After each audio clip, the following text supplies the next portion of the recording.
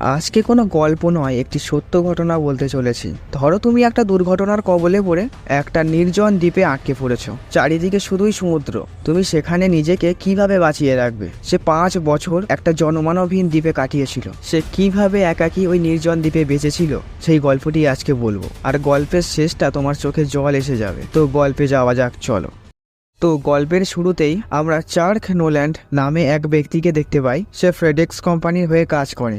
আসলে এই কোম্পানির কাজ হচ্ছে বাড়ি বাড়ি গিয়ে পার্সেল ডেলিভারি করা। চার্ক তার কাজ নিয়ে খুবই দায়িত্বশীল ও নিষ্ঠাবান। সে সবাইকে সময় ধরে কাজ করায়, একদম সঠিক সময়ের মধ্যেই নির্দিষ্ট ঠিকানায় যেন পার্সেলগুলো পৌঁছে যায়, এবং সে তার টিমকে একদম সময়ের মধ্যে কাজ করায়। তো এবারে আমরা চার্কের গার্লফ্রেন্ড ক্যালিকে দেখতে পাই। এরা দুজন দুজনকে খুবই ভালোবাসে। তো ক্যালি চার্ককে বিয়ে করার কথা বলে, কিন্তু চার্ক ক্যালির কথা রাখতে পারে না, কারণ সে তার কাজ নিয়ে এতটাই ব্যস্ত তার বিয়ে করারও সময় নেই। তো চার্কের দাঁতে একটা প্রবলেম ছিল, প্রায় সময় যন্ত্রণা হতো। ক্যালি তাকে অনেকবার বলেছিল ডাক্তারে দেখাতে, কিন্তু চার্ক তা দেখায় না, কারণ তার সময়ই হয়ে ওঠে না। আর এইদিকে তো ক্রিসমাসও চলে এসছে, কিন্তু চার্ক এবারও ক্যালির সঙ্গে থাকতে পারবে না, কারণ তার কোম্পানির জন্য তাকে মালয়েশিয়ায় যেতে হচ্ছে। এতে ক্যালির অনেকটাই মন খারাপ হয়ে যায়। চার্ক বলে, আমি ক্রিসমাসের আগেই তোমার কাছে ফিরে আসবো। তো চার্ক চলে যাওয়ার সময় দুজন দুজনকে উপহার দেয়। তো ক্যালি চার্ককে একটা সুন্দর ঘড়ি উপহার দেয়। তো এরপরে দেখতে পাই চার্ক প্লেনে উঠে গেছে মালয়েশিয়া যাওয়ার উদ্দেশ্যে। এই প্লেনটি আসলে ফেডেক্স কোম্পানির নিজস্ব প্লেন, তাই এই প্লেনে চার্ক ব্যতীত আরো 4 জন ছিল। আর সম্পূর্ণ প্লেনটাই ফেডেক্স কোম্পানির পার্সেলে ভরা ছিল। তো প্লেনটি যখন প্রশান্ত মহাসাগরের ওপর দিয়ে যাচ্ছিল, তখন এক ভয়ঙ্কর ঝড়ের কবলে প্লেনটি পড়ে। পাইলট অনেক চেষ্টা করে প্লেনটিকে বাঁচানোর জন্য, কিন্তু শেষ রক্ষা আর হয় না। প্লেনটি তার নিয়ন্ত্রণ হারিয়ে গভীর প্রশান্ত মহাসাগরের মধ্যে গিয়ে পড়ে। প্লেনটি আস্তে আস্তে করে ওই মাঝ সমুদ্রে ডুবে যেতে থাকে। চার্ক প্রায় ডুবেই যাচ্ছিল, কিন্তু সে হাতের কাছে একটা এয়ারব্যাগ পেয়ে যায় এবং সে সেটিকে আঁকড়ে ধরে রাখে। কিন্তু এয়ারব্যাগের দড়িটি প্লেনের সঙ্গে আটকে যায়। সে কোনো মতেই সেখান থেকে বেরোতে পারছিল না। তো চার্ক তার সমস্ত শক্তি লাগিয়ে দেয় সেখান থেকে বাঁচার জন্য। সে অনেক চেষ্টার পরে সেখান থেকে বেরোতে পারলেও সে পিছন ঘুরে দেখে প্লেনটি সম্পূর্ণ জলের তলায় তলিয়ে গেছে। আর চার্ক ওখানে সেই এয়ারব্যাগটি ধরে ভাসতে থাকে এবং সে আতঙ্কে প্রায় জ্ঞানই হারিয়ে ফেলে। তো সকাল হয়, চার্কের জ্ঞান ফেরে। সে নিজেকে আবিষ্কার করে একটি নির্জন দ্বীপে। চার্ক এইবারে সঙ্গে সঙ্গে পকেট হাতড়ায়। হ্যাঁ, সেখানে ক্যালির দেওয়া ঘড়িটি আছে, কিন্তু সেটা নষ্ট হয়ে গেছে। তো চার্ক এইবারে অনেক চেল্লামিল্লি করে এই দ্বীপে যদি কেউ থাকে, কিন্তু সে কোনো সারা শব্দই পায় না। সে এইবারে একটু ঘাবড়ে যায়। সে উপলব্ধি করে এই সম্পূর্ণ দ্বীপে সে একাই। সে খেয়াল করে সমুদ্রে ফেডেক্স কোম্পানির কিছু পার্সেল তখনও ভাসছে। সে সেইগুলিকে কুড়িয়ে নিয়ে আসে। সে এত বড় বিপদে পড়েছে তো কি, সে কিন্তু তার দায়িত্ব ভুলিনি। তো চার্ক এইবারে সমুদ্রের বিচে বড় বড় করে হেল্প লিখে রাখে। যদি ওপর থেকে কোনো প্লেন বা হেলিকপ্টার যায় এবং এই লেখাটি তাদের যদি চোখে পড়ে, তাহলে সে সাহায্য পেলেও পেতে পারে। তো এইভাবেই একদিন কেটে যায়। তো চার্ক দ্বীপে কিছু শব্দ শুনতে পায়। সে কিছুটা ভয় পেয়ে যায়, ভাবে জঙ্গলি কোনো জানোয়ার নয় তো, কিন্তু পরক্ষণেই খেয়াল করে সেইগুলি আসলে নারকেল পড়ার শব্দ। আসলে এই দ্বীপে অনেক নারকেল গাছ ছিল। তো চার্ক এই নারকেলগুলো দেখে অনেক আনন্দ পায়, কারণ সমুদ্রে তো অনেক জল, কিন্তু সে জল তো খাওয়া যাবে না। এই নারকেলগুলো খেয়ে তার তৃষ্ণা নিবারণ করতে পারবে। কিন্তু একটা সমস্যা হয়ে দাঁড়ায়, এই নারকেলগুলি সে কিভাবে কাটবে? তার কাছে তো কাটার কোনো কিছুই নেই। সে নারকেলগুলিকে পাথরের দেয়ালে ছুঁড়ে ছুঁড়ে মারতে থাকে, যদি সেইগুলি ফেটে যায়, কিন্তু তাতে কোনো লাভ হয় না। সে আরো অনেক চেষ্টা করে, কিন্তু কোনো মতেই সে সফল হচ্ছিল না। শেষমেশ সে একটি ছুচালো পাথর পায় এবং সেটা দিয়ে নারকেল কাটতে সক্ষম হয় এবং নারকেলের জল সে পান করে। তো চার্ক এইবারে আশপাশটা ঘুরে ঘুরে দেখছিল। সে একটা গুহা দেখতে পায়। তার সামনে অনেক ডাকাডাকিও করে, কিন্তু কোনো উত্তর পায় না। সে জানতো কোনো উত্তর আসবে না, তারপরেও একটা আশা। এইবারে তার অনেক খিদে লাগে। শুধু তো জল খেলে তার হবে না, পেটেও তো কিছু দিতে হবে। সে এইবারে সমুদ্রে মাছ ধরার চেষ্টা করে, কিন্তু সমুদ্রে নামতেই পাথর ও কাঁকড়ে তার পা ক্ষতবিক্ষত হয়ে যায়, রক্তে জল ভেসে যায়। সে যন্ত্রণায় ছটফট করতে থাকে। সে এইবারে তার প্যান্ট কেটে সেটা জুতোর মতো করে পায়ে বেঁধে নেয় এবং এরপরে সে অনেকটা সুবিধা পায়। তো চার্ক দ্বীপের মাঝে একটা উঁচু টিলা বা পাহাড় মতো দেখতে পায়। চার্ক ভাবে, যদি আমি এর উপরে উঠতে পারি, তাহলে সম্পূর্ণ সমুদ্রটাকে দেখতে পাবো, তাহলে বোঝা যাবে আশপাশে কি আছে। কিন্তু চার্ক এখানে উঠে দেখে আশেপাশে কোনো লোকালয় তো দূর, চারিদিকে অথই জল আর জল। সে অনেকটা নিরাশ হয় এবং নিচে নেমে আসে। সে দূরে জলে কিছু একটা ভাসতে দেখে। চার্ক সেই দিকে ছুটে যায়, কিন্তু সেখানে গিয়ে দেখে এটা যে প্লেনে করে তারা এসছে তার পাইলটের মৃতদেহ। তো চার্ক মৃতদেহটিকে টেনে টেনে সে দ্বীপে নিয়ে আসে এবং সে পাইলটের দেহটি তল্লাশি করে। যদি তার কোনো প্রয়োজনীয় জিনিস সে পায়, তো সে একটা টর্চ লাইট পায়, সেটা সে নিজের কাছে রেখে দেয়। আর পাইলটের পা থেকে জুতোটি খুলে সে পরে নেয়, এতে তার পা সুরক্ষিত থাকবে। তো চার্ক এইবারে পাইলটের দেহটি সেখানেই কবর দিয়ে দেয় এবং পাইলটের পকেট থেকে পাওয়া আইডি কার্ড দেখে পাশেই একটি পাথরে পাইলটের নাম, জন্ম তারিখ, মৃত্যু তারিখ লিখে রাখে। তো এরপর থেকে চার্ক এখানে একা থাকতে থাকতে তার মধ্যে একাকিত্ব বাসা বাঁধতে শুরু করে। চার্ক ইতিমধ্যেই শিশির বা বৃষ্টির জল সংরক্ষণ করা শিখে গেছে। চার্ক ওই নারকেলের মালাগুলোর মধ্যে সব জল রেখে দিত। তো এইরকমই একদিন রাতে চার্ক অনেক দূরে একটা জাহাজ দেখতে পায়। তার মনের মধ্যে আবার এখান থেকে মুক্তি পাওয়ার একটা আশা জাগে। সে জাহাজটিকে ডাকার জন্য অনেক চেল্লামিল্লি করতে থাকে এবং টর্চ লাইটটি বারবার সেই দিকে ঘোরাতে থাকে, কিন্তু এতে কোনো লাভ হয় না, জাহাজটি চলে যায়। পরের দিন চার্ক ঠিক করে এই নির্জন দ্বীপ থেকে তাকে বেরোতেই হবে, কারণ একাকী আর সহ্য হচ্ছে না, আর এখানে তাকে সাহায্য করার জন্য কেউই আসবে না। সুতরাং যা করার তাকেই করতে হবে। সেই জন্য সে তার সঙ্গে থাকা ওই লাইফ বোটে করে রওনা দেয়। কিন্তু কিছু দূর যাওয়ার পরেই সমুদ্রের বড় বড় ঢেউ তার উপরে আছড়ে পড়ে এবং সে টালমাটাল হয়ে জলে পড়ে যায়। সে প্রায় ডুবেই যাচ্ছিল,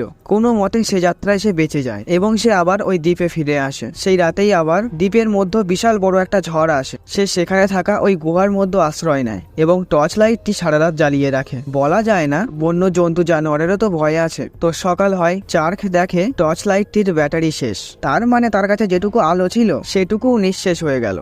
তো চার্ক এইবারে ওই সমুদ্রে ভেসে আসা ফেডেক্স কোম্পানির প্যাকেটগুলো খুলতে লাগে। তো প্যাকেটগুলো থেকে সে পায় মেয়েদের একটা পোশাক আর একটা ভলিবল এবং একটা স্কেটিং জুতো, যার নিচের দিকটা ছিল অনেকটাই ছুচালো বা ধারালো, এবং আরেকটি প্যাকেট ছিল যার উপরে পাখির ডানা আঁকা ছিল। সে এই প্যাকেটটি আর খোলে না, রেখে দেয়। তো চার্ক জুতোটি পাওয়ায় তার বেশ উপকারী হলো। সে সেই জুতোর পিছনে থাকা ব্লেডের সাহায্যে এখন খুব সহজেই নারকেল কাটতে পারে। আর যে মেয়েদের ড্রেসটা সে পেয়েছিল সেটার একটা অংশ নেটের মতো ছিল এবং তার তিনটে ডালের মধ্যে বেঁধে মাছ ধরার জাল বানিয়ে ফেলে। আর ওই জুতোর সাহায্যে একটি গাছের ডালকে ছুচালো বানায়, অনেকটা বর্ষার মতো, এবং সেটার সাহায্যে সে কাঁকড়া ধরতে পারত। কিন্তু চার্ক এখানে একটা বড় সমস্যার মধ্যে পড়ে। সে মাছ আর কাঁকড়া তো ধরে নিচ্ছে, কিন্তু মাছ বা কাঁকড়া কাঁচা তো খাওয়া যাবে না, সেগুলিকে তো রান্নার ব্যবস্থা করতে হবে, আর তার জন্য প্রয়োজন আগুন। তো চার্ক এইবারে দুটি কাঠকে ঘষতে শুরু করে, কারণ ঘর্ষণের প্রভাবে তো আগুন জ্বলে। তো চার্ক অনেকবার চেষ্টা করার পরেও আগুন জ্বালাতে পারে না। তো ঘষাঘষি করতে করতে এক সময় তার হাতও কেটে যায়। সে এইবারে খুব রেগে যায় এবং তার হাতের কাছে থাকা জিনিসপত্র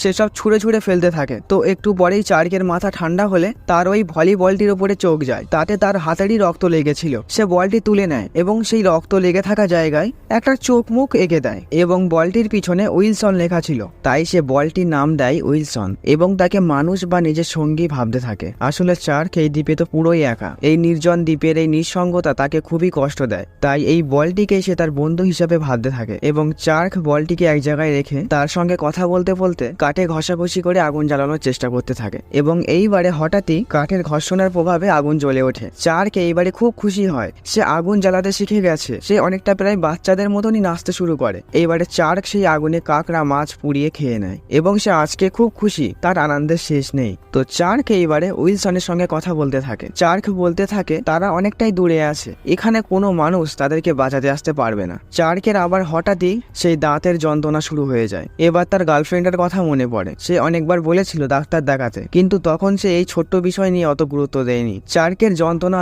বাড়তেই থাকে, সে খুবই কষ্ট পাচ্ছে। সে শেষমেশ ওই স্কেটিং জুতো ও একটি পাথরের সাহায্যে তার ওই যন্ত্রণা করা দাঁতটি মাড়ি থেকে ভেঙে ফেলে এবং তার যন্ত্রণা এতটাই বেড়ে যায় সে অজ্ঞান হয়ে ওখানেই পড়ে যায় এবং এখানেই সিন কাট হয়ে যায়। আর সিন শিফট হয় 4 বছর পরে। মানে চার্ক এই দ্বীপে আছে 4 বছর কেটে গেছে। চার্কের স্ত্রী পাল্টে গেছে, তার মুখ বড় বড় দাড়ি গোপে ছেয়ে গেছে আর সে অনেকটা রোগাও হয়ে গেছে, কারণ তাকে খাবার দাবার খুবই কষ্ট করে জোগাড় করতে হয় ও খেতে হয়। চার্ক এখন গভীর জলে গিয়েও মাছ কাঁকড়া ধরতে পারে ও সে কাঁচাই খেয়ে নেয়। তো চার্কের এখন আর বোরিংনেস লাগে না। চার্ক এখন উইলসনের সঙ্গে সবসময় কথা বলে। হ্যাঁ, ভাবছো যে একটা ভলিবলের সঙ্গে কিভাবে কথা বলা যেতে পারে? আসলে নিঃসঙ্গতা একাকিত্ব বড়ই ভয়ঙ্কর। এই নির্জন দ্বীপে চার্ক তো কাউকেই পাচ্ছে না একটু কথা বলার জন্য। তারও তো ইচ্ছা হয় নিজের মনের কথাগুলো কাউকে বলি। ভলিবলটি প্রাণহীন তো কি হয়েছে, সে অ্যাটলিস্ট কথা তো বলতে পারছে। আর চার্ক এই ভলিবলের জন্যই 4 বছর বেঁচে আছে, কারণ সে কথা বলার জন্য কাউকে তো পেয়েছে। তো এরকমই চার্ক একদিন দেখে সমুদ্রের ধারে একটা স্টিলের শিট ভাসতে ভাসতে সেই দ্বীপের কাছেই চলে এসেছে। এটা দেখে চার্কের মাথায় একটা বুদ্ধি আসে। সে এতদিন অনেক চেষ্টা করেছে এই গভীর সমুদ্র থেকে বাইরে বেরোনোর, কিন্তু সে বারবারই ব্যর্থ হয়েছে। তাই সে এবারে এমন একটা ভেলা বা নৌকা বানাবে যেটা সমুদ্রের ওই বড় বড় ঢেউকে অতিক্রম করতে পারে। মানে এই স্টিলের শিটটি নৌকার পাল হিসাবে ব্যবহার করবে। তো যেই ভাবা সেই কাজ, সে কাজে লেগে পড়ে। কিন্তু ভেলা বা নৌকা বানানোর জন্য চাই কাঠ, আর জঙ্গলে তো অত বড় বড় গাছ কাটা তো সম্ভব নয়। ওই জন্য সে গাছের গোড়ায় আগুন লাগিয়ে দেয় এবং সে অতি সহজেই কাঠ পেয়ে যায়। আর গাছের ছাল দিয়ে সে দড়ি বানাতে থাকে যাতে কাঠগুলোকে একসঙ্গে বাঁধা যায়। কিন্তু তাকে এখনো 2-3 মাস অপেক্ষা করতে হবে, কারণ সমুদ্রে সেই সময় ভালো হাওয়া চলবে যাতে তার নৌকা আরো দ্রুত ছুটতে পারে। মানে তাকে এপ্রিল মাসের দিকেই সমুদ্রে নামতে হবে। তো সেই মতো সে নৌকা বানাতে শুরু করে। তো দেখতে দেখতে এপ্রিল মাস চলে আসে। চার্কের নৌকাও তৈরি। চার্কের সঙ্গে থাকা মালপত্র নৌকায় সে তুলে নেয়। ওই প্যাকেটটিও নেয় যেটা আর কি সে খোলেনি। আর উইলসনকেও সে নৌকার সঙ্গে বেঁধে নেয় আর অনেকগুলো নারকেলের মালা তুলে নেয় যাতে বৃষ্টির জল সে ধরে রাখতে পারে, কারণ সমুদ্রের জল তো আর খাওয়া যায় না। তো এইবারে চার্কের সমুদ্র যাত্রা শুরু হয়। সে একের পর এক ঢেউকে অতিক্রম করে চলতে থাকে এবং সে অনেক বড় বড় ঢেউকেও ওই স্টিলের পাতকে পাল হিসাবে ব্যবহার করে সে এগিয়ে চলতে থাকে। তো চার্ক বৃষ্টির জল সংরক্ষণ করে ও মাছ কাঁকড়া শিকার করে কোনো রকমে তার পেট চালিয়ে নেয়। তার মনে আবারও আশা জাগে সে বাড়ি ফিরতে পারবে। কিন্তু চার্ক সবে তো সমুদ্রে প্রবেশ করেছে। সমুদ্র যাত্রা এত সহজ নয়। সে বরংবার প্রবল ঝড় বৃষ্টির সম্মুখীন হতে থাকে। এমনই একদিন বিশাল বড় একটা ঝড় আসে এবং সেই ঝড় সে সামলাতে না পেরে জ্ঞান হয়ে যায় এবং তার নৌকাটি কোনো রকমে টিকে থাকে। কিন্তু এদিকে উইলসন নৌকা থেকে পড়ে যায়। তো চার্কের যখন জ্ঞান ফেরে সে দেখে নৌকায় আর উইলসন নেই। এটা দেখে সে অনেকটা কষ্ট পায়। সে এদিক ওদিক খুঁজতে লাগে। তো অবশেষে সে দেখতে পায় উইলসন অনেক দূরে জলে ভাসছে। তো চার্ক কিছু না ভেবেই ওই গভীর জলে লাফ মারে এবং উইলসনকে ফিরিয়ে আনার চেষ্টা করে। কিন্তু সমুদ্রের ওই স্রোতে উইলসন আরো দূরে চলে যেতে থাকে। আর এদিকে চার্ক প্রায় কেঁদেই ফেলে। সে উইলসন উইলসন বলে কাঁদতে শুরু করে। এখানে চার্ক এতটাই ইমোশনাল হয়ে পড়ে সে যেন তার প্রিয় মানুষকে হারিয়ে ফেলছে। আর চার্কের কষ্ট পাওয়াটাই স্বাভাবিক, কারণ এতদিন তাকে সঙ্গ দিয়েছে ওই উইলসন তার জীবনের একটা অঙ্গসঙ্গী হিসাবে পরিণত হয়েছিল। আর সেই রকম একজনকে হারিয়ে ফেললে কষ্ট হওয়াটাই স্বাভাবিক। তো চার্ক উইলসনকে আর ধরতে পারে না। উইলসন অনেক দূরে চলে যায়। তো চার্ক নৌকায় উঠে মরার মতো পড়ে থাকে। তার বাঁচার আশায় সে ছেড়ে দিয়েছে। তার জীবন যেন এখানেই থমকে গেছে। সে জলের ওপরে ওই রকমই ভাসতে থাকে। নৌকার হালও সে আর চালায় না। তো এমনই একদিন তার নৌকার পাশ দিয়ে একটা জাহাজ যাচ্ছিল। চার্ক জাহাজটিকে ডাকতে যায়, কিন্তু তার গলা থেকে আওয়াজ বেরোয় না। কিন্তু জাহাজের লোকেরা তাকে দেখে ফেলায়, তাকে সেখান থেকে উদ্ধার করে। অবশেষে চার্ক এই 5 বছর পরে তার জীবনের এই কঠিন পরিস্থিতি থেকে সে মুক্তি পেতে চলেছে। তো এই দিকে দেখতে পাই ক্যালির কাছে একটা ফোন এসছে। আসলে চার্কের জীবিত ফেরার খবরটি তাকে জানানো হয়েছে। ক্যালি এই খবরটি শোনার পরেই সেখানে সে অজ্ঞান হয়ে পড়ে যায়। আর আমরা দেখতে পাই আসলে ক্যালির বিয়ে হয়ে গেছে, তার একটা বাচ্চাও আছে। আর এইদিকে ফেডেক্স কোম্পানি চার্কে একটা বড় সম্বর্ধনা দেয়, কারণ তারা সবাই ভেবেছিল চার্ক মারা গেছে। এমনকি চার্কের শেষকৃত্যও পালন করা হয়েছিল। তো এবারে চার্কের সঙ্গে দেখা করতে আসে ক্যালির হাজবেন্ড। সে বলে, চার্ক, আমি জানি তোমার মনে কি চলছে, কিন্তু ক্যালিও তোমাকে ভালোবাসতো। আমি ওকে আসতে বলেছিলাম কিন্তু ও আসেনি। আসলে ওই দুর্ঘটনায় তোমার মৃত্যুর খবর শোনার পরে ক্যালি অনেক ভেঙে পড়েছিল এবং ক্যালির অবস্থা খুব খারাপ হয়ে গেছিল। তো তারপরে তাকে অনেক বোঝানো হয়েছিল এবং আস্তে আস্তে সে স্বাভাবিক হলে আমার সঙ্গে ওর বিয়ে হয়। এবং এখন যখন ও জানতে পেরেছে তুমি ফিরে এসছো, তাই ও আরো বেশি ভেঙে পড়েছে। ওই জন্য ক্যালি তোমার সঙ্গে আর দেখা করতে আসেনি এবং ক্যালির হাজবেন্ড সেখান থেকে চলে যায়। তো চার্ক জানলা দিয়ে দেখে আসলে সেখানে ক্যালিও এসেছিল, কিন্তু সে চার্কের সঙ্গে দেখা করেনি। হয়তো বা তার হাজবেন্ডই তাকে চার্কের সঙ্গে দেখা করতে দেয়নি। তো চার্কের ফিরে আসাকে কেন্দ্র করে চার্কের আত্মীয় স্বজন, বন্ধু বান্ধবরা সবাই অনেক বড় একটা পার্টির আয়োজন করে। তো চার্ক এখানে দেখে মানুষ কত খাবার অপচয় করছে, কিন্তু চার্ক জানে এই খাবার অর্জন করতে তাকে কত কষ্ট করতে হয়েছিল। আর একটা লাইটার দিয়ে খুব সহজেই আগুন জ্বালানো যায়, আর সে কত চেষ্টা করেছে আগুন জ্বালানোর জন্য। তো এমনই একদিন রাতে বৃষ্টি পড়ছিল। চার্ক ক্যালির সঙ্গে দেখা করতে যায়। তো ক্যালি চার্কের সামনে দেখে অনেকটা আবেগী হয়ে যায় এবং তাকে জড়িয়ে ধরে। তো চার্ক ক্যালির সঙ্গে দেখা করতে এসছে তার কারণ ক্যালির দেওয়া সেই ঘড়িটি সে ফেরত দিতে এসছে। ক্যালি সেটা নিতে চায় না। চার্ক বলে, এই স্মৃতি আমার কাছে রাখতে চাই না, তুমি রেখে দাও। তখন ক্যালিও দেখায় চার্কের দেওয়া উপহার ক্যালিও যত্ন করে এখনো রেখে দিয়েছে। আসলে ক্যালি চার্ককে এখনো অনেক ভালোবাসে, কিন্তু তার কিছুই করার নেই। তার বিয়ে হয়ে গেছে, বাচ্চাও হয়ে গেছে। তো চার্ক গাড়ি নিয়ে সেখান থেকে বেরিয়ে পড়ে, কিন্তু ক্যালি নিজেকে আর সামলাতে পারে না। সে গাড়ির পিছনে ছুটতে লাগে। তো ক্যালির আওয়াজ শুনে চার্ক দাঁড়িয়ে পড়ে এবং দুজনে আবারও আলিঙ্গন করে। তাদের গল্পটা যেন শেষ হয়েও শেষ হচ্ছে না। আসলে ক্যালির মন বলতো যে চার্ক বেঁচে আছে, কিন্তু সমাজ ও পরিবার তা মানতে চায়নি। তো একসময় তাকে জোর করে বিয়ে দেওয়া হয়। ক্যালি চার্ককে স্বীকার করে নিতে বলে, কিন্তু চার্ক বলে, আসলে তুমি আমার ভাগ্যে ছিলে না গো, তোমার সংসার আছে, তুমি বাড়ি যাও। তো চার্ক ক্যালিকে বাড়ি পৌঁছে দেয় এবং সে চলে যায় সেখান থেকে, এবং তাদের সম্পর্কের দা এন্ড হয়ে যায় এখানেই। তো এর পরের সিনে দেখতে পাই চার্ক তার জীবনের এই ঘটনা তার এক বন্ধুকে শোনাচ্ছে। চার্ক বলে, আমি ওই নির্জন দ্বীপে শুধু ক্যালির জন্যই বেঁচেছিলাম। আমি ওখানে সবসময় ভাবতাম যদি এখান থেকে আমি বেঁচে ফিরতে পারি তাহলে ক্যালির সঙ্গে আমি থাকতে পারবো। আমি ওখানে অনেক একাকিত্ব ফিল করেছি, কিন্তু ক্যালির কথা মনে করে আবার বাঁচার একটা নতুন সূচনা পেয়েছি। আমি ওখানে নিজেকে মেরে ফেলার অনেক চেষ্টা করেছি, কিন্তু আমার বারবার ক্যালির কথা মনে পড়েছে, ওই জন্য আমি মরতেও পারিনি। কিন্তু নিয়তি সত্যিই কঠিন। যার জন্য আমি বেঁচে থাকার রসদ পেয়েছি সেই আমাকে ছেড়ে চলে গেল। ভালোই হতো যদি আমি মারা যেতাম। আমার ভাগ্যে না কিছুই ছিল না, না মৃত্যু না ক্যালি। তো চার্কের এখনো একটা বড় দায়িত্ব বা কাজ বাকি, সেই পার্সেলটি যেটা সে সেখান থেকে অক্ষত অবস্থায় ফিরিয়ে এনেছে, সেই পাখির ডানা আঁকা বাক্সটি। চার্ক এইবারে সেই পার্সেলটি সঠিক ঠিকানায় দেওয়ার জন্য বেরিয়ে পড়ে, কিন্তু চার্ক সেখানে গিয়ে দেখে সেই বাড়িতে এখন আর কেউ থাকেন। আসলে অনেকটা সময় পেরিয়ে গেছে, তো আর কেউ থাকে না সেই বাড়িতে। তো চার্ক সেই বাড়িতেই পার্সেলটি রাখে এবং একটা কাগজে নোট লিখে রাখে, ধন্যবাদ, এই পার্সেলটি আমার জীবন বাঁচিয়েছে, চাক নোল্যান্ড। এবং চিঠিটি আর পার্সেলটি ওই বাড়ির সামনে রেখেই চলে আসে। সে একটা 4 রাস্তার মুখে এসে দাঁড়ায় এবং চার্ক ভাবতে থাকে এবারে কোন দিকে যাওয়া যায়। তো ওই রাস্তা দিয়েই একটি মেয়ে যাচ্ছিল।